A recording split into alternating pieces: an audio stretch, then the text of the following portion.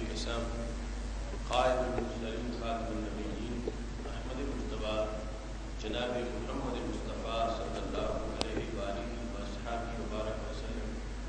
کے دربار مقربات میں ہدیت السلام عرض کرنے کے بعد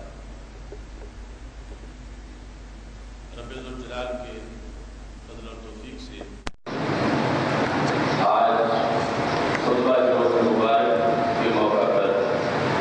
ہماری گفتگو کا موضوع ہے معراج مصطفیٰ صلی اللہ علیہ وسلم۔ میری دعا ہے خالق کائنات جل جلالہ ہم سب کو قرآن و سنت کا فہم عطا فرمائے،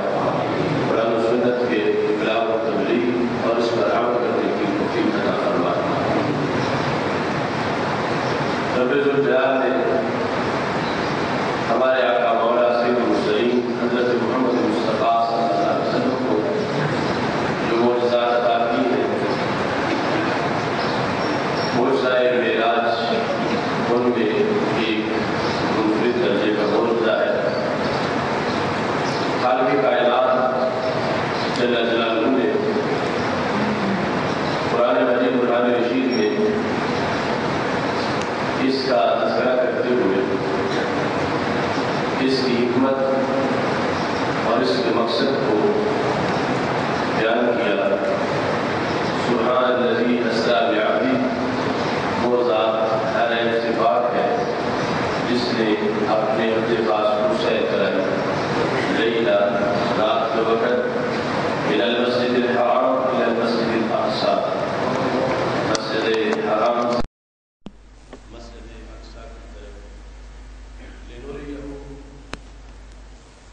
اقصیٰ کا تعارف کروا الذی بارکنا حولہ، وہ مسجد اقصیٰ جس کے ارد گرد کو ہم نے برکت عطا کی ہے۔ یہ سیر کیوں کرائی؟ لنریہم من آیاتنا، تاکہ ہم ان کو اپنی بعض آیات دکھائیں۔ انہ هو السمیع البصیر، بے شک وہ اللہ سننے والا اور دیکھنے والا ہے۔ معراج شریف کے موضوع میں سید عالم نور مجسم شفیع معظم صلی اللہ علیہ وسلم کو جو شانیں دی گئی اور ایک موضوع کے اندر کئی معجزات کو اکٹھا کر دیا گیا، اس میں امت کے لیے جو رسول اللہ صلی اللہ علیہ وسلم کی بادشاہت ہے، اللہ کی طرف سے جو تحائف ہے، امت کے لیے جو اسباق ہے اور قیامت تک کے لیے راہ زندگی کی جو روشن دلیلیں ہیں، یہ ایک ہی موضوع کے بہت سارے موضوعات ہیں۔ ہر سال رجب کے مہینے میں مختلف موضوعات اسی مناسبت سے بیان کیے جاتے ہیں۔ آج کی اس خطبہ مبارک کی نشست میں چند باتیں اسی موضوع کے لحاظ سے مزید عرض کرنا چاہتا ہوں۔ امت کے لیے جہاں نماز کا تحفہ ملا، وہاں خالق کائنات جل جلالہ کی طرف سے اس امت کے لیے شفیع معظم صلی اللہ علیہ وسلم کو یہ تحفہ بھی میسر آیا جو حدیث ابی مسلم میں موجود ہے۔ نبی اکرم نور مجسم شفیع معظم صلی اللہ علیہ وسلم اس وقت نمازوں کا تذکرہ کر رہے تھے کہ 5 نہیں، اور فرمایا کہ پڑھنے میں 5 ہے لیکن اللہ ثواب 50 کا عطا فرمائے گا۔ اس کے ساتھ ہی معراج کی خصوصی کوٹے کو اور نوازشات کو بیان کرتے ہوئے ہمارے آقا آج کی رات میری امت کو یہ نوازشات کی میری امت میں دی گئی ہے۔ فمن ہم بحسنۃ فلم یعملها کتبت حسنۃ، جس شخص نے نیکی کرنے کا ارادہ کیا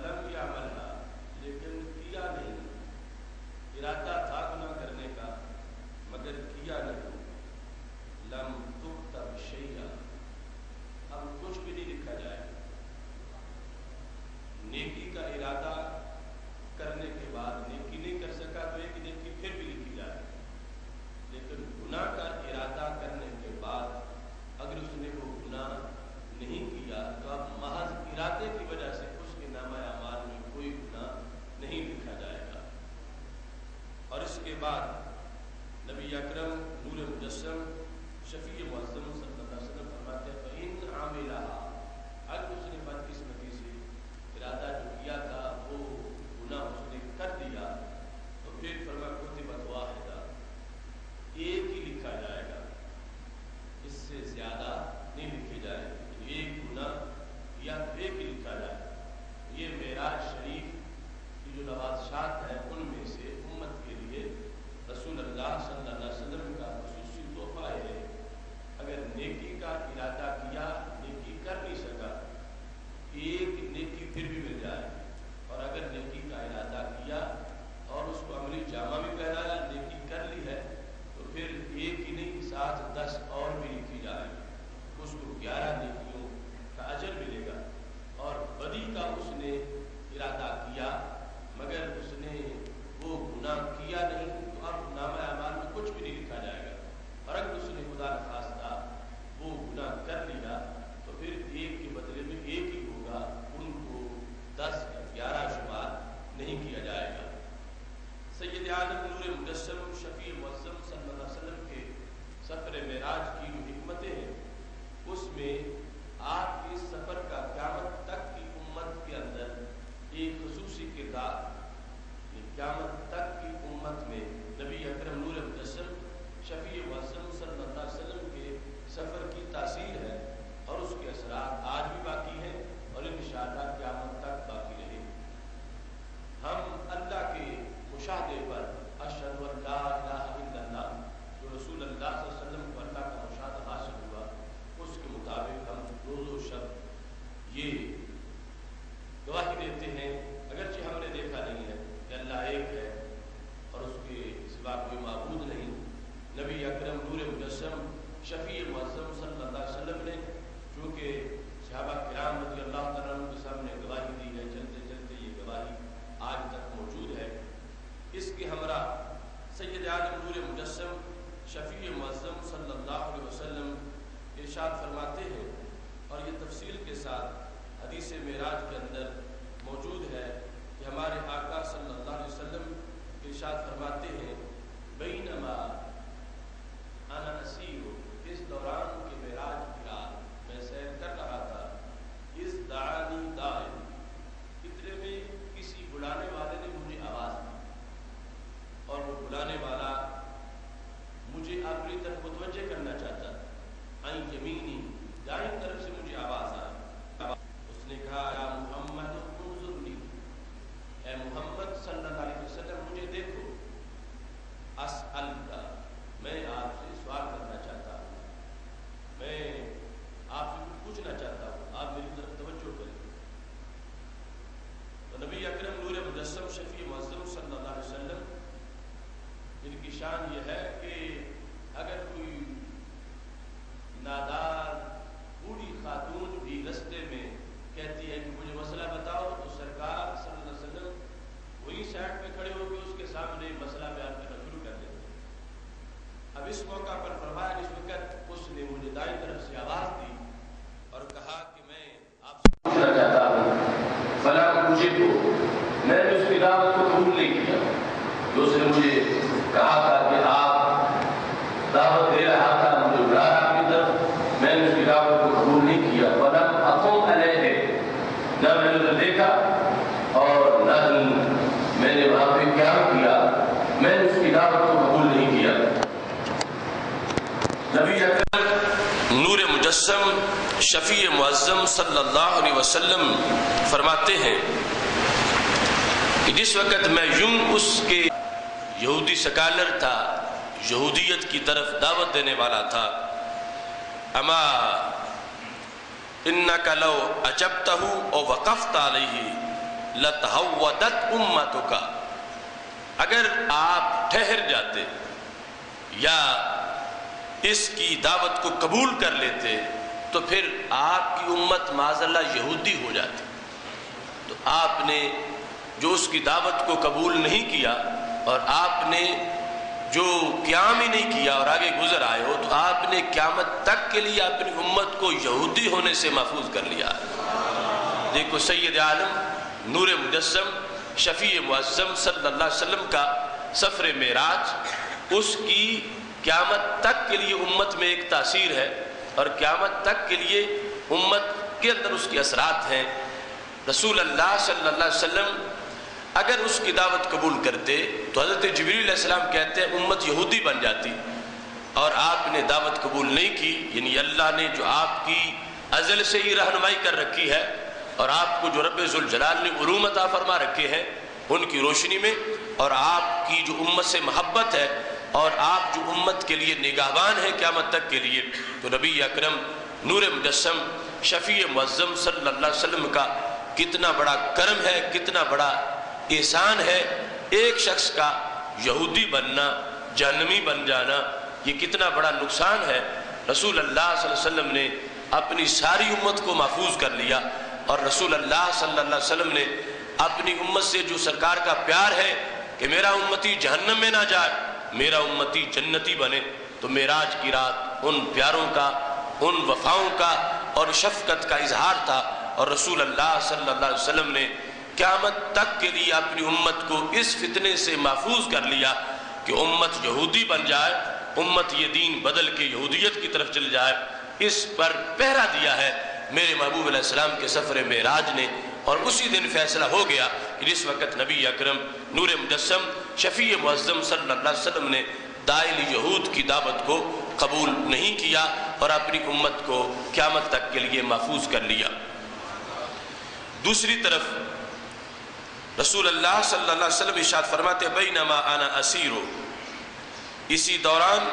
کہ میں سفر کر رہا تھا، اذ دعانی داعٍ، مجھے کسی دعوت دینے والے نے دعوت دی، اپنی طرف متوجہ کیا، مجھے بلایا، ان یساری، یہ آواز مجھے بائیں جانب سے آئی، مجھے روکنے کی، اپنی طرف متوجہ کرنے کی کسی نے کوشش کی، اور الفاظ اس کے یہ تھے فقال یا محمد انظرنی اسألک، محمد صلی اللہ علیہ وسلم آپ میری طرف توجہ کریں، مجھے دیکھیں، میں آپ سے کچھ پوچھنا چاہتا۔ تو نبی اکرم نور مجسم شفیع معظم صلی اللہ علیہ وسلم فرماتے ہیں فلم التفت الیہ، میں نے ادھر توجہ ہی نہیں کی، یعنی پلٹ کے دیکھا ہی نہیں ہے، میں نے ادھر التفات ہی نہیں کیا کہ مجھے بلانے والا یہ بلا رہا ہے۔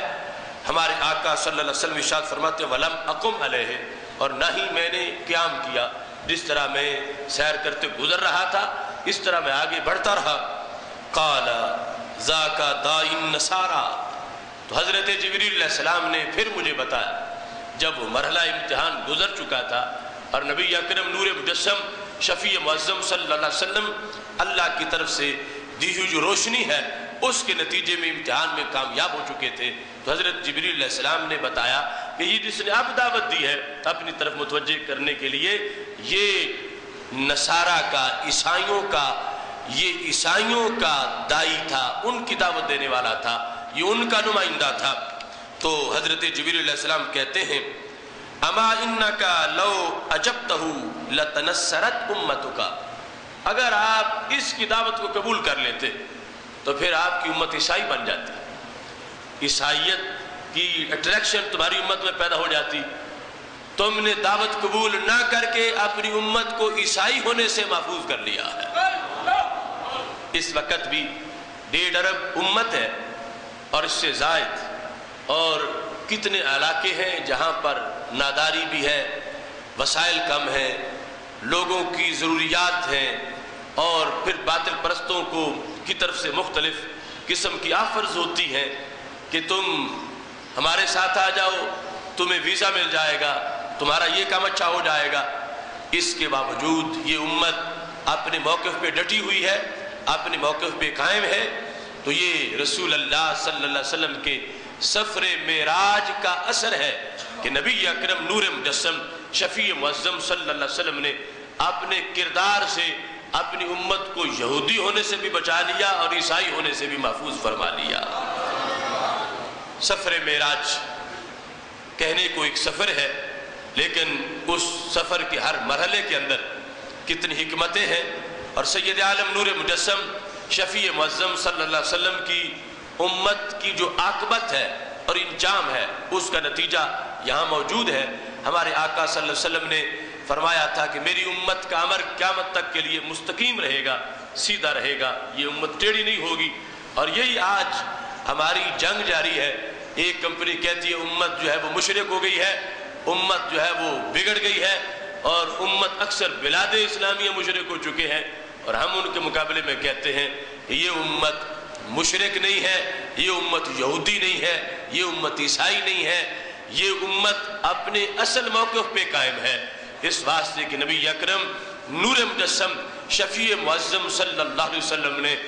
اس وقت ہی اس امت کی حفاظت کے لیے اہتمام کر دیا، اور یہ اللہ کی دی ہوئی روشنی سے ہمارے آقا صلی اللہ علیہ وسلم نے انتخاب کرتے وقت مختلف اشیاء کا اور مختلف لوگوں کی دعوت کے لحاظ سے ہمارے محبوب علیہ السلام نے سفر معراج میں جو فیصلے کیے وہ فیصلے اتنے معیاری فیصلے تھے اور اتنے دیر پا فیصلے تھے کہ جن کا اثر قیامت تک کے لیے امت کے ضمیر پر ہونے والا تھا، اور اس کے نتیجے میں آج بھی رب ذوالجلال نے اس امت کی حفاظت فرمائی ہے اور اس امت کو عافیت عطا فرمائی ہے۔ ایسے ہی حدیث معراج کے اندر اس چیز کا ذکر ہے کہ سید عالم نور مجسم شفیع معظم صلی اللہ علیہ وسلم ارشاد فرماتے ہیں، وہاں پر فرمایا فَأَتَانِي جِبْرَائِيلُ بِإِنَاءٍ، میرے پاس جبریل دو برتن لے آئے، احدہما خمر، ایک اس میں شراب ہے، اگرچہ وہ شراب یہ شراب جو دنیا والی ہے صرف نام کی مشابہت ہے، وہ اور شراب تھی، ایک میں شراب ہے اور دوسرے کے اندر دودھ ہے۔ تو نبی اکرم نور مجسم شفیع معظم صلی اللہ علیہ وسلم نے جس وقت دیکھا تو اس مقام پر ہمارے آقا صلی اللہ علیہ وسلم کو کہا گیا خذ ایہما شئت، جو چاہو پکڑ لو۔ اب یہ جبریل علیہ السلام کی طرف سے جب کہا جا رہا ہے تو وہ اللہ کی طرف سے کہا جا رہا ہے، تو اس بنیاد پر جو خمر ہے وہ اگر پلید چیز ہوتی تو کبھی بھی یہ آفر ادھر سے نہ ہوتی، لفظ کی مشارکت ہے، قائل دونوں میں سے جو چیز پکڑنی ہے وہ پکڑ لو۔ تو سرکار فرماتے ہیں فَأَخَذْتُ اللَّبَنَ، میں نے دودھ پکڑ لیا، شراب کو نہیں پکڑا، دودھ پکڑ لیا، فَشَرِبْتُ، میں نے پی لیا، فَقِيلَ لِي هُدِيتَ الْفِطْرَةَ، مجھے بتایا گیا کہ تم نے فطرت کا انتخاب کر لیا، فطرت کی تم ہدایت دیے گئے ہو، یا یہ ہے اصبت الفطرۃ، تم نے فطرت کو پا لیا ہے۔ اس موقع پر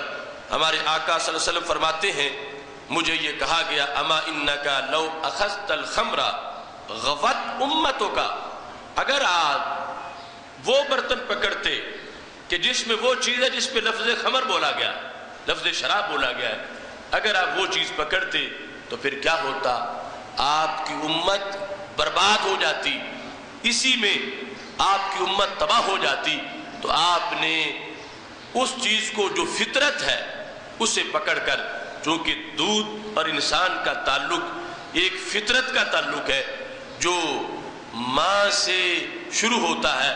اور ساری زندگی وہ برقرار رہتا ہے، تو نبی اکرم نور مجسم شفیع معظم صلی اللہ علیہ وسلم نے یہاں پر جو دودھ پکڑا اس کا بھی امت میں اثر ہے، اس کی بھی امت کے اندر ایک جھلک ہے، اس کی وجہ سے بھی اب کافی حد تک امت جو ہے وہ بربادیوں سے بچی ہوئی ہے۔ ورنہ اگر دوسرا پہلو ہوتا تو نبی اکرم نور مجسم شفیع معظم صلی اللہ علیہ وسلم فرماتے مجھے بتایا گیا کہ امت بھٹک جاتی اور امت رسوا ہو جاتی۔ تو سفر معراج میں عمل کے لحاظ سے بھی نبی اکرم نور مجسم شفیع معظم صلی اللہ علیہ وسلم کے فیصلوں کا جو اثر ہے وہ آج تک اس امت کے لیے رہنما کی حیثیت رکھتا ہے، اور اس فیصلے کی بنیاد پر بھی اس امت میں برکتیں اور عظمتیں اور روحانیت موجود ہے، اور خالق کائنات جل جلالہ کے فضل و کرم سے آج بھی امت کے اندر ایک جذبہ ہے ایسی نحوستوں کے خلاف اور ایسی برائیوں کے خلاف، جس کی وجہ سے ہمیں تقدس، روحانیت اور اسلامی اقدار کا فروغ جو ہے وہ نظر آتا ہے۔ ایسے ہی سید عالم نور مجسم شفیع معظم صلی اللہ علیہ وسلم ارشاد فرماتے ہیں بینما انا اسیرو، میرا سفر جاری تھا، میں نے دیکھا اذن انا بامرا حاسرۃ عن ذراعیھا، ایک عورت ہے اس نے اپنا یہ بازو کا کپڑا جو ہے آستین وہ پیچھے ہٹائی ہوئی ہے، اس کی کلائیاں ننگی ہیں، اور علیہا من کل زینہ، اس پر ہر طرح کی زینت ہے، ہر طرح کی زیب و زینت اس عورت پر موجود ہے۔ تقولو یا محمد انظرنی اسألکا، وہ بھی کہتی ہے کہ اے محمد صلی اللہ علیہ وسلم آپ میری طرف دیکھو، میں آپ سے کچھ پوچھنا چاہتی ہوں۔ تو نبی اکرم نور مجسم شفیع معظم صلی اللہ علیہ وسلم فرماتے ہیں فلم اجبہا، میں نے اس کی دعوت کو قبول نہیں کیا، ولم اقم علیہا، اور میں نے وہاں پہ سٹاپ ہی نہیں کیا، میں نے سفر جاری رکھا، میں وہاں کھڑا نہیں ہوا۔ قال تلک الدنیا، تو حضرت جبریل علیہ السلام نے کہا یہ عورت کی شکل میں دنیا تھی، یہ دنیا تھی جو تمہیں دعوت دے رہی تھی۔ اما انکا لو اجبتہا لاختارت امتک الدنیا علی الآخرۃ، اگر تم اس کی دعوت کو قبول کر لیتے تو پھر تمہاری امت دنیا کو آخرت پر ترجیح دے بیٹھتی،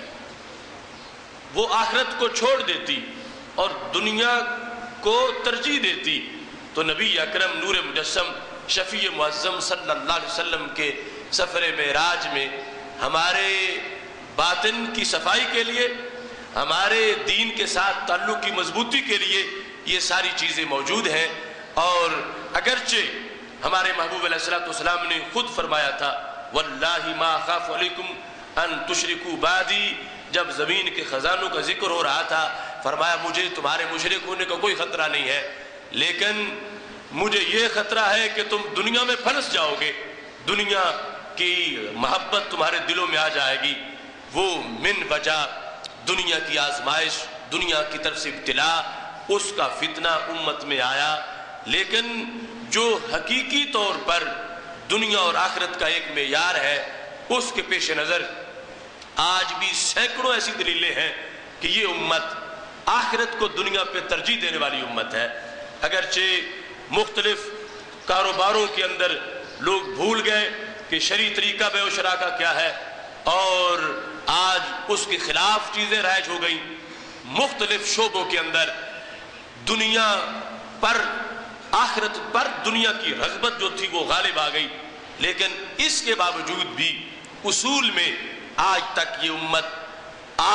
امت آخرت کو دنیا پہ ترجیح دینے والی ہے۔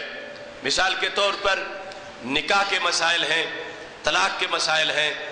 دین کے مختلف شعبہ جات کے مسائل ہیں، جو ان پڑھ سے ان پڑھ امتی بھی ہو اس کو ایک طرف دنیا نظر آ رہی ہے کہ فلاں عورت ہے اور اس کے پاس اتنا پیسہ ہے اور وہ زیب و زینت کی مالک ہے، اس کے ساتھ اس کا نکاح کرنے کا جو شوق بھی اس کو مجبور کرتا ہے، لیکن شریعت کہتی ہے کہ وہ تمہارے لیے محرمات میں سے ہے، تمہارا نکاح اس سے جائز نہیں ہے، وہ تمہارا اس سے وہ رشتہ ہے جس کو شریعت نے دائمی طور پر حرام کر رکھا ہے، تم اس کے ساتھ نکاح نہیں کر سکتے، اس واسطے کہ شریعت نے تجھے روکا ہے۔ اب شریعت کی بات ماننا آخرت ہے، نفس کی بات ماننا دنیا ہے، اس کے باوجود آج امت مسلمہ کا ان پڑھ سے ان پڑھ بندہ بھی وہ اپنی بہن کے ساتھ نکاح نہیں کرتا، وہ اپنی خالہ کے ساتھ نکاح نہیں کرتا، وہ اپنی پھوپھی کے ساتھ نکاح نہیں کرتا، وہ آخرت کو دنیا پر ترجیح دیے ہوئے ہے، وہ آخرت کا جھنڈا تھامے ہوئے ہے اور دنیا کو مسترد کر رہا ہے۔ اس بنیاد پر یہ اثر ہے سید عالم نور مجسم شفیع معظم صلی اللہ علیہ وسلم کے ان فیصلوں کا کہ پاک محبوب علیہ السلام نے معراج کی رات جو ایک ایک جہت میں ہمارے لحاظ سے قیامت تک کے لیے تاثیر کرنے والے فیصلے کیے، ان کی جہتیں آج بھی اس حد تک ہمارے اندر موجود ہیں۔ تو یہ میں بتانا چاہتا ہوں کہ ہمارے آقا صلی اللہ علیہ وسلم کی محبت اور سرکار کا دیا ہوا دین، اس کے لحاظ سے ہم جو بچے ہوئے ہیں تو پیچھے وہ ہاتھ ہے کہ جس ہاتھ نے مضبوطی سے پکڑا ہوا ہے، ورنہ یعنی پہلی امتیں ان کے کرتوت اور ان کے لحاظ سے اجتماعی طور پر ان کا گناہوں میں ڈوب جانا، ہمارے کچھ واقعات خال خال شاذ و نادر ایسے بدقسمتی ہو جاتے ہیں، لیکن اجتماعی طور پر اس امت کی اللہ کے فضل سے آج بھی یہ حیثیت بالکل واضح ہے۔ میرے محبوب علیہ الصلوۃ والسلام نے اس وقت ارشاد فرمایا تھا انتم تنکہمون فی النار انا آخذ بحجزکم، فرمایا تمہاری جو گناہوں کے ساتھ دلچسپی ہے اور جو بدی کے ساتھ جو پیار ہے، اس کی یوں مثال سمجھو جیسے آگ جل رہی ہو تو پتنگے چھلانگے لگاتے ہیں، انہیں یہ پتہ نہیں چلتا کہ جل کے راکھ ہو جائیں گے، انہیں آگ کا ایک عشق ہے، آگ کا شوق ہے اور آگ کے ساتھ ان کا پیار ہے، اور وہ مسلسل اس میں گرتے جاتے ہیں، مرتے جاتے ہیں۔ فرمایا تمہاری مثال اور آگ کی مثال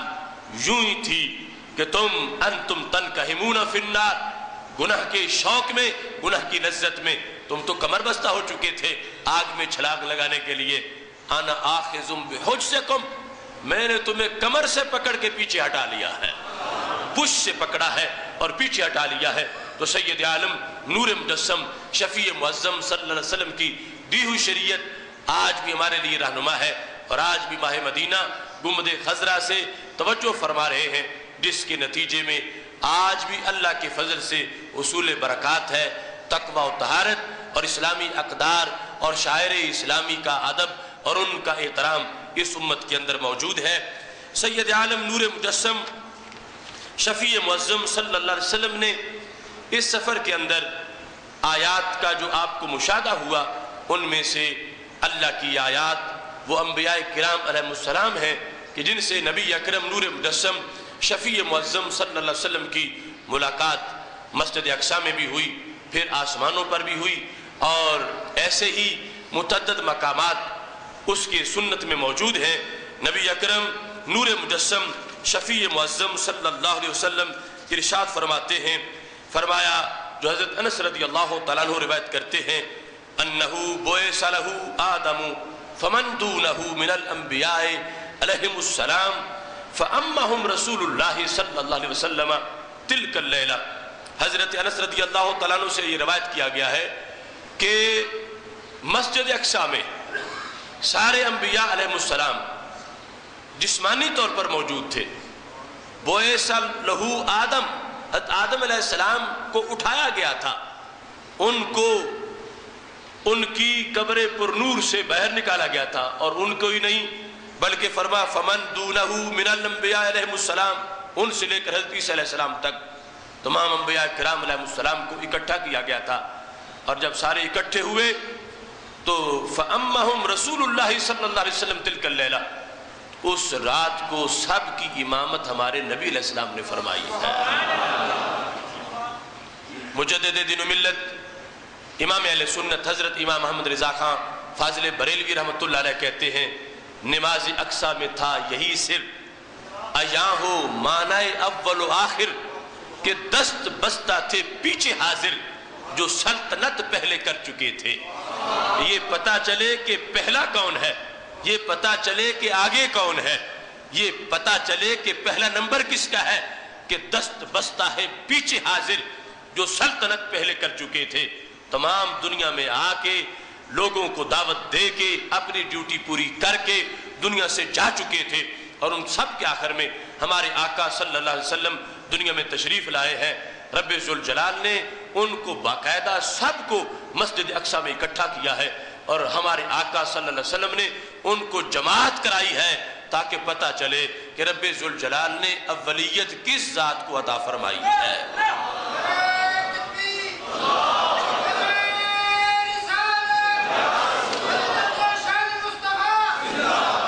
اس سلسلہ میں محققین کا اختلاف ہے، یہ جماعت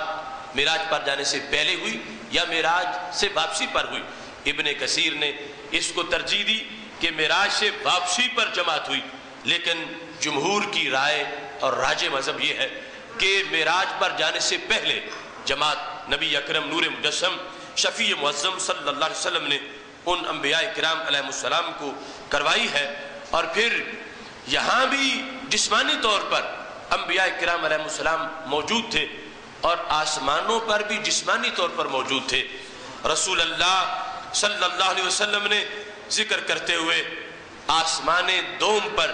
تذکرہ کیا کہ حضرت یوسف علیہ السلام تھے جن کا حسن چاند کی طرح جو 14ویں کی رات کو چمک رہا ہو، اور ہمارے آقا صلی اللہ علیہ وسلم نے فرمایا تیسرے آسمان پر حضرت یحییٰ علیہ السلام تھے، حضرت عیسیٰ علیہ السلام تھے،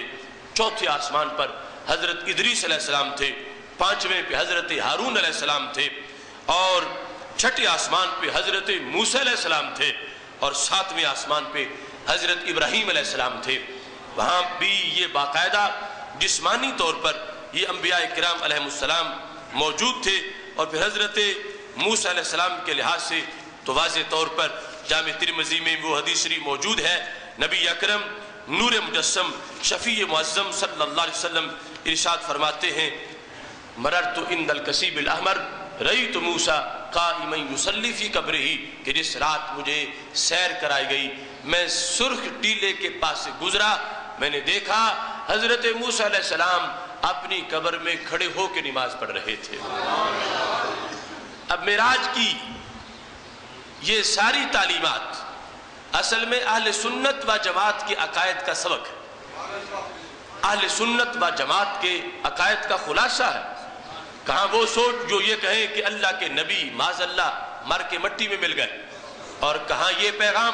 کہ نبی اکرم نور مجسم شفیع معظم صلی اللہ علیہ وسلم بار بار ان نبیوں کی زندگی کا تذکرہ کر رہے ہیں۔ حضرت موسیٰ علیہ السلام اپنی قبر میں بھی ہیں، کھڑے ہو کے نماز پڑھ رہے ہیں، وہی حضرت موسیٰ علیہ السلام مسجد اقصیٰ میں بھی ہیں، اور وہی حضرت موسیٰ علیہ السلام چھٹے آسمان پر بھی موجود ہے۔ اور یہ کہ جس وقت سرکار گزر کے گئے ہیں اور سرکار براق پر ہیں اور آپ پہنچے ہیں مسجد اقصیٰ میں، وہ قبر میں جو حضرت موسیٰ علیہ السلام تھے اتنے میں وہ بھی مسجد اقصیٰ میں پہنچے ہوئے تھے، اور پھر نبی اکرم نور مجسم شفیع معظم صلی اللہ علیہ وسلم جس وقت آسمانوں پہ پہنچتے ہیں اور یہ انبیاء کرام علیہ السلام ان سے وہاں بھی ملاقات ہوتی ہے۔ یہ حدیث کے سارے پہلو اسی فکر اور اسی مسلک کو ثابت کرتے ہیں جو رب ذوالجلال نے انبیاء کرام علیہ السلام کے بارے میں اہل سنت و جماعت کو نظریات عطا فرمائے ہیں۔ اس سلسلہ میں ہمارے محققین کی تحقیق کے مطابق نبی اکرم نور مجسم شفیع معظم صلی اللہ علیہ وسلم کے جو فرامین ہیں حضرت موسیٰ علیہ السلام کے لحاظ سے، دیگر انبیاء کرام علیہ السلام کے لحاظ سے، انبیاء کی حیات تو ویسے ہی اس انداز کی ہے کہ رسول اللہ صلی اللہ علیہ وسلم ارشاد فرماتے ان اللہ حرم علی الارض ان تأکل اجساد الانبیاء فنبی اللہ حی یرزق، بے شک اللہ نے زمین پر حرام کر دیا ہے وہ کسی بھی نبی کے جسم کو کھا نہیں سکتی۔ اللہ کا نبی زندہ بھی ہوتا ہے اور اسے قبر میں رزق بھی پہنچایا جاتا ہے۔ یہاں تک کہ اس امت میں ایک تابعی ہے جن کا نام حضرت ثابت بنانی،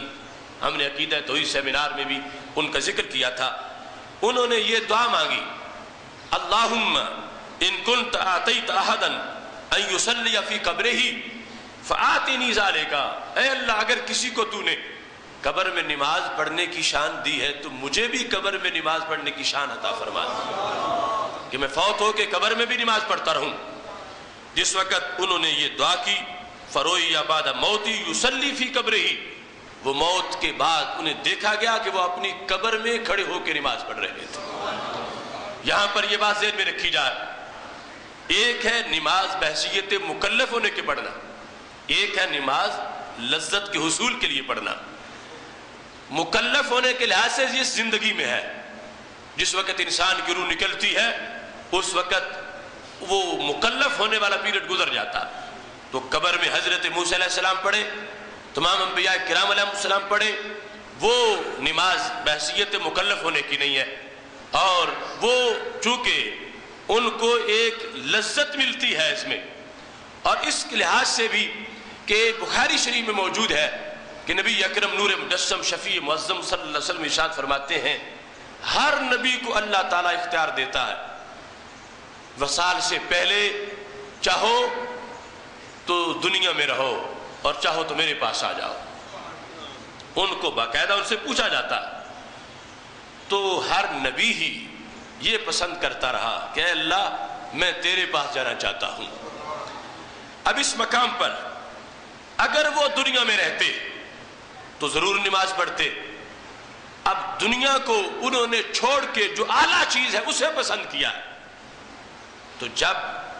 ادنا چیز اس کے اندر وہ نماز کی ادائیگی لذت کے حصول کے لیے اس میں مصروف رہتے تو پھر جو اعلیٰ ہے اس میں تو بطریق اولا یہ معمولات ان کے جاری ہوں گے. بطریق اولا ان کی یہ شان مانی جائے گی کہ جس وقت وہ اس دنیا سے جا چکے ہیں ان کو خالق کائنات جل جلالہ نے ایسی زندگی دی ہے جو شہید کی زندگی سے کہیں زیادہ قوی تر زندگی ہے, شہید کی زندگی سے کہیں زیادہ اعلیٰ زندگی ہے. اس بنیاد پر ان کو خالق کائنات جل جلالہ اس زندگی میں ایسی طاقت دیتا ہے جس کی وجہ سے وہ جنت میں بھی جاتے ہیں, جس کی وجہ سے وہ دنیا کے مختلف احوال پر بھی مطلع ہوتے ہیں اور ان کی اس زندگی سے جو شہداء کی زندگی سے کہیں زیادہ کبھی زندگی ہے وہ بیک وقت کئی جگہوں پر موجود بھی ہوتے ہیں, ادھر قبر میں, ادھر مسجد اقصی میں, ادھر آسمانوں پر, اس واسطے کہ خالق کائنات جل جلالہ نے وہ زندگی جو برزخ میں ہے اس زندگی کے مقابلے میں کہیں زیادہ قوت عطا فرما رکھی ہیں جس کی متعدد دلیلیں ہم مختلف موضوعات میں پیش کر چکے ہیں. اس واسطے یہ کوئی بعید نہیں ہے کہ انبیاء کرام علیہ السلام ادھر وہ مسجد میں بھی ہیں, مسجد اقصی کے اندر, اور ادھر آسمانوں پر بھی ہیں. اس واسطے کہ خالق کائنات جل جلالہ نے ان کو یہ طاقت اس برزخی زندگی کی حیثیت میں عطا فرما رکھی ہے کہ جس کی وجہ سے ان مقامات پر اکٹھے ہونا اور ان امور سے متصف ہونا ان کے لیے کوئی بعید نہیں تھا. یہاں تک کہ سید عالم نور مجسم شفیع معظم صلی اللہ علیہ وسلم نے جو شہید کا مرتبہ بیان کیا اور قرآن مجید نے جو شہید کی زندگی بیان کی اس کے پیش نظر حضرت قاضی ثناء اللہ پانی پتی اپنی تفسیر بصری میں لکھتے ہیں, کہتے ہیں من اجل ذالک الحیات لا تاکل الارض اجسادہم ولا اکفانہم, کہ یہ جو زندگی اللہ نے شہیدوں کو دی ہے فرمایا ولا تقولوا لمن يقتل في سبيل الله اموات بل احیاء ولكن لا تشعرون. فرماتے ہیں من اجل ذالک الحیات لا تاکل الارض اجسادہم ولا اکفانہم, کہ زمین ان کے کفن بھی نہیں کھاتی, زمین ان کے جسم بھی نہیں کھاتی. کہتے ہیں بل حیات الانبیاء اقوی منہم, یہ شہیدوں کی زندگی سے نبیوں کی زندگی کہیں زیادہ قوی ہوتی ہے. اور شہید کی زندگی کے بارے میں انہوں نے یہ لکھا فَيَذْهَبُونَ مِنَ الْأَرْضِ وَالْجَنَّةِ وَالسَّمَاءِ حَيْثُ يَشَاءُونَ وَيَنْصُرُونَ أَوْلِيَاءَهُمْ وَيُدَمِّرُونَ أَعْدَاءَهُمْ انشاءاللہ تعالی. کہ شہید بعد از شہادت اگرچہ تدفین ہو گئی ان کے روح کی, ان کے جسم کی طاقت ایسی ہے, کہتے ہیں فَيَذْهَبُونَ مِنَ الْأَرْضِ وَالْجَنَّةِ وَالسَّمَاءِ حَيْثُ يَشَاءُونَ, جدھر چاہتے ہیں زمین کے کونوں پہ, آسمانوں پر, جنت میں چلے جاتے ہیں. ینصرون اولیاءہم, اپنے دوستوں کی مدد کرتے ہیں. وَيُدَمِّرُونَ أَعْدَاءَهُمْ, اپنے دشمنوں کو ہلاک کرتے ہیں. یہ شہید کی زندگی کی تاثیر بیان کی جا رہی ہے. تو جن کی زندگی اس سے قوی ترین زندگی ہے ان کے لیے اقصی میں ہونا اور پھر آسمانوں پہ ہونا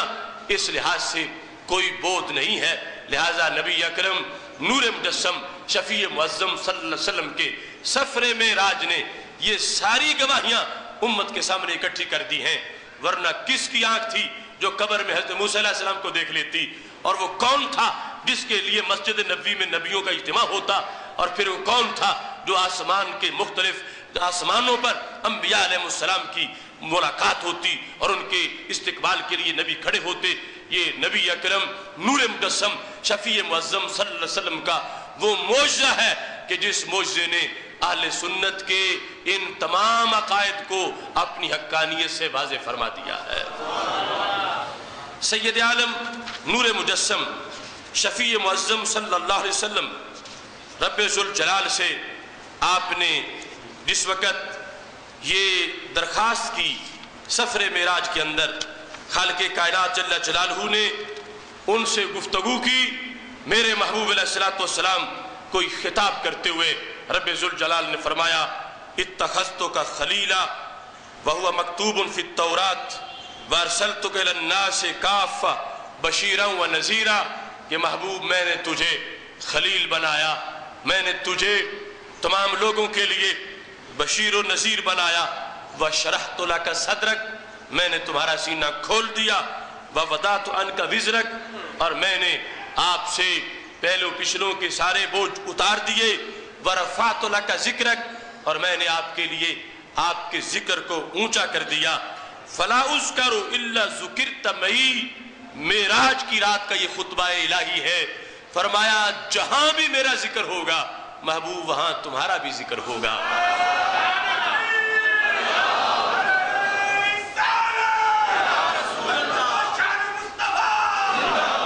फला उज़्करु इल्ला ज़ुकिरत मई, मेरा जहां भी जिक्र होगा आपका जिक्र मेरे साथ ही होगा। वजअलतु उम्मतका खैरा उम्मतिन उखरिजत लिन्नास, मैंने आपकी उम्मत को सारी उम्मतों का सिरदार बनाया है। ये फर्श पे रहने वाले,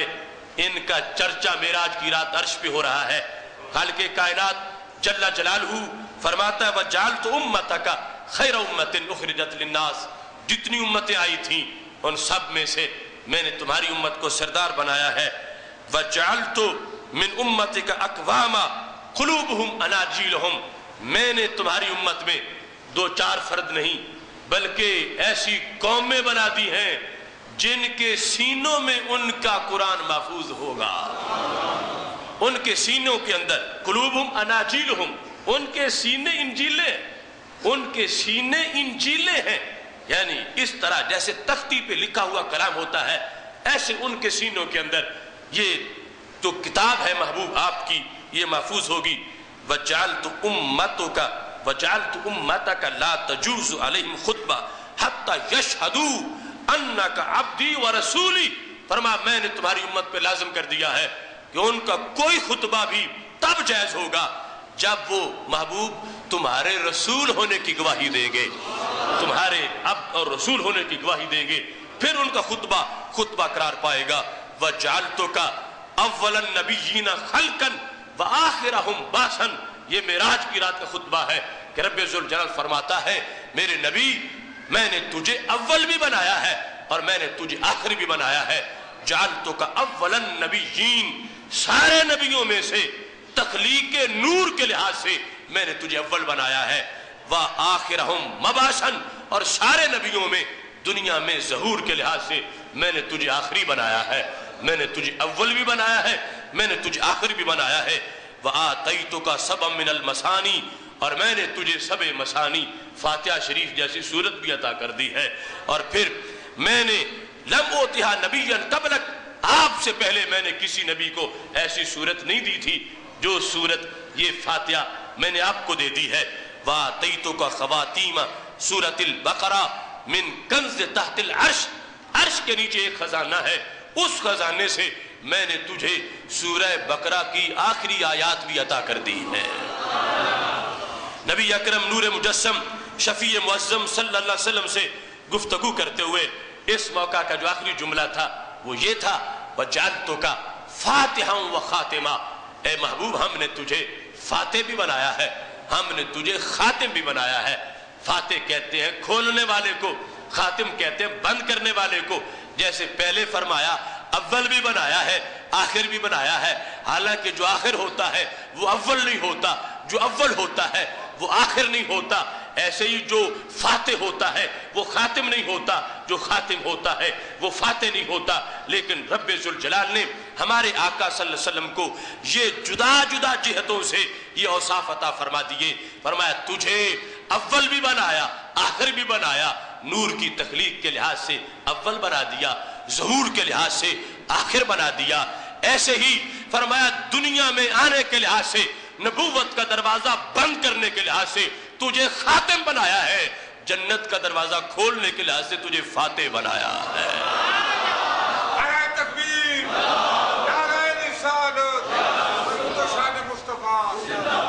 فاتح اور خاتم،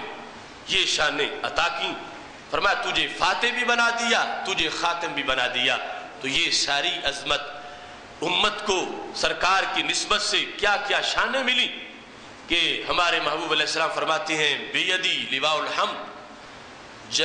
حمد کا جھنڈا میرے ہاتھ میں ہے. میدان محشر میں سارے نبی میرے جھنڈے کے نیچے ہوں گے. جس جھنڈے کے نیچے اللہ کے نبی ہوں گے اس جھنڈے کے نیچے محبوب کے امتی بھی ہوں گے. وہ لواء الحمد، اور امت کا نام ہی حمادون. حمادون اس جھنڈے کے نیچے ہے جہاں آگے سید عالم نور مجسم شفیع معظم صلی اللہ علیہ وسلم تشریف فرما ہے، اور پھر پیچھے سارے نبی ہیں. اور اس کے بعد یہ امت اور رسول اللہ صلی اللہ علیہ وسلم ارشاد فرماتے ہیں اس مقام پر نبی اکرم نور مجسم شفیع معظم صلی اللہ علیہ وسلم نے جو خطبہ دیا وہ ایک تفصیلاً علیحدہ خطبہ ہے جس میں انبیاء کرام علیہ السلام کی تقریریں بھی ہیں مسجد اقصی میں، اور آخر میں سرکار کی تقریر بھی ہے جس کی میں یہ فرمایا تھا کہ اے انبیاء کرام علیہ السلام، تم نے اپنے خدا کی تعریف کی اور میں اپنے خدا کی تعریف کرتا ہوں. یعنی تمہیں جو کچھ ملا تم نے اس کا حوالہ دیا، مجھے جو کچھ ملا میں اس کا حوالہ دیتا ہوں. اس موقع پر فرمایا رسول اللہ صلی اللہ علیہ وسلم نے الحمدللہ الذی ارسلنی رحمتا للعالمین. ساری تعریف اس خدا کی ہے جس نے مجھے سارے جہانوں کی رحمت بنایا ہے. اور اس خطبے میں یہ ارشاد فرمایا الحمدللہ الذی جعل امتی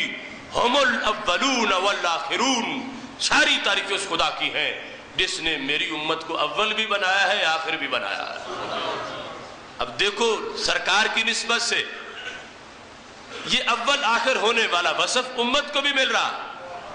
وہ اور لحاظ سے اول و آخر، یہ اور لحاظ سے اول و آخر. اور سرکار معراج کے اس جلسے میں نبیوں کے سامنے بطور فخر فرماتے ہیں ساری تعریف اس خدا کی ہے جس خدا نے میری امت کو جعل امتی ہم الاولون وہم الآخرون، ہم الاولون وہم الآخرون. وہی میری امتی اول بھی ہیں آخر بھی ہیں. کس طرح؟ فرمایا ان اللہ حرم الجنت علی الامم حتی تدخلها امتی. قیامت کے دن رب ذوالجلال نے ساری امتوں پر اس وقت تک جنت کو حرام کر رکھا ہے جب تک میری امت جنت میں نہیں جائے گی. تو میری امت اول بھی ہے، میری امت آخر بھی ہے. آخر ہے دنیا میں آنے کے لحاظ سے، اول ہے جنت میں جانے کے لحاظ سے. یہ معراج شریف کی خصوصی نوازشات ہیں. اور اس وقت امت کی عظمت کے پیش نظر یہ امت توحید ہے. انشاءاللہ اتوار کے دن ایوان اقبال لاہور میں بہت بڑا اجتماع منعقد ہو رہا ہے. جامعہ جلالیہ رضویہ مظہر الاسلام داروغہ والا لاہور سے جن 41 علماء کرام نے سند فراغت حاصل کی ہے اور علوم دنیا کی تکمیل کی ہے، علوم دنیا مکمل کی ہیں، ان کو دستار فضیلت عطا کی جائے گی. اور بخاری شریف کی آخری حدیث کا درس ہوگا. آپ تمام احباب اس پروگرام میں اتوار کے دن نماز عشاء کے فوراً بعد شروع ہو جائے گا، اس میں شرکت کریں. اور اس میں خصوصی مقالہ عقیدہ توحید اور ائمہ حدیث کے موضوع پر پیش کیا جائے گا. اللہ تعالیٰ سب کو عمل کی توفیق عطا فرمائے. وآخر دعوانا الحمدللہ رب العالمین.